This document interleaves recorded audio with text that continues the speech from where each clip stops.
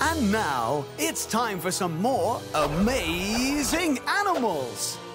Number 400, the amazing cheetah. This famously spotty feline is the fastest land mammal on Earth. Oh, not at the moment, she's not. I am. Get off.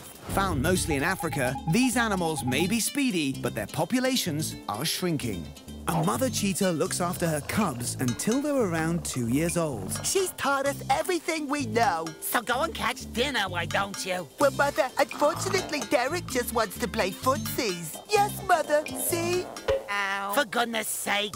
Cheetahs have to sneak up on their prey Yeah, right. because they can only sprint for about 15 seconds before they overheat and have to stop. Go, Mother. Yeah. Go, Mother. Go, Mother. Their unique spine allows them to stretch out and cover about 30 feet in one stride. Cheetahs hunt during the day mainly to avoid another big cat who prefers to hunt at night. Yeah, me.